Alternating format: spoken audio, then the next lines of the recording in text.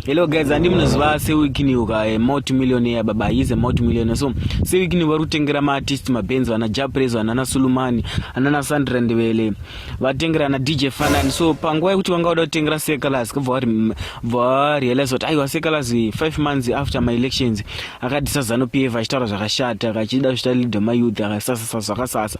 Saka manje apa Seh Calaz paona kuti ndaluza mukana wekutengera Mota but angoda explain anzi ndiri mwana wesangano inini Seh Calaz ndotekerawo bedzi akuchema zviso.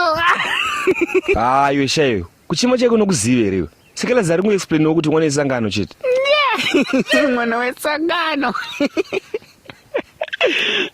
Chaona kuzoita Seh Calaz hazvinambosiyana nemwana nendakapa next bvanza aimufana zvikupa chikafu iwo wakatiudza zvikashata wanitukire obva atanga kuexplaina otanga kuti sori iye ndikukumbirira obva atanga kutamba chibhasikoro apa pane pachirizwa mukoma Brian. Pesa ngona chi wiki wagara asibuda mutengera Seh Calaz Mota. Iwe ungatizimunire seko reri yaringatengera Seh Calaz Mota ireri arigari kuda kungomundirawo paindaneti akutongorwadziwo naye harini shanje zipesi reri.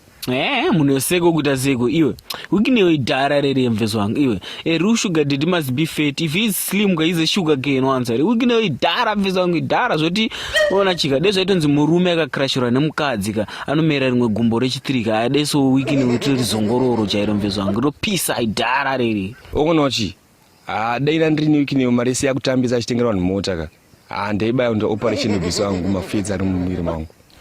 Ndezvako izvo uona chi anzi naSeh Calaz wako ndiri mwana wesangano ndiri mwana wezanu PF.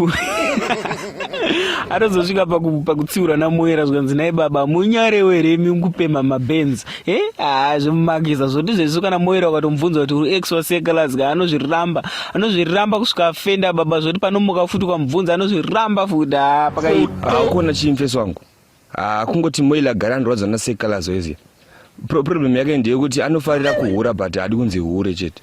Kurwadzwa kupi ari kutoudzwa advice cha bozi zviri kutotaura Seh Calaz wangofana zvaunoita iwe zvokuti unoita mapillow fights muka one room kana ukabhutsura chigaba cheweight utanga kutora chikorobhoda koroba manje munhu uwa ungoperi zvekudaro wangu. Haukuona chi chakaita kuti Seh Calaz apose zvakaposta aida ngoti wikini wanzwisise kuti Seh Calaz mwana wesangano plus motikari yakatengera DJ Fanani ye itori favorite car yaSeh Calaz. Zvinana basa zvoti favorite car zvinana basa saka ndo zvinomupa kuti abegere kuti ndiri mwana wezano ukaona chika guys chimbonzayo guys gayai mana chimboonayo guys unongo uchitotsvaga mbanje dzako ubva utoona mufana wako Seh Calaz atori busy kuisa airtime calculator kuti afonere wikini uchivharo. Wikini uchivharo. Shamwari kana usundida pachinterview chako gara shamwari zvagai munongorwadzwa naCalaz mimi ndimunenge silent killer mimi maitare muchikona mabhanditi mugai murwadziwa zvina ndiende mimi makapera muna style imi.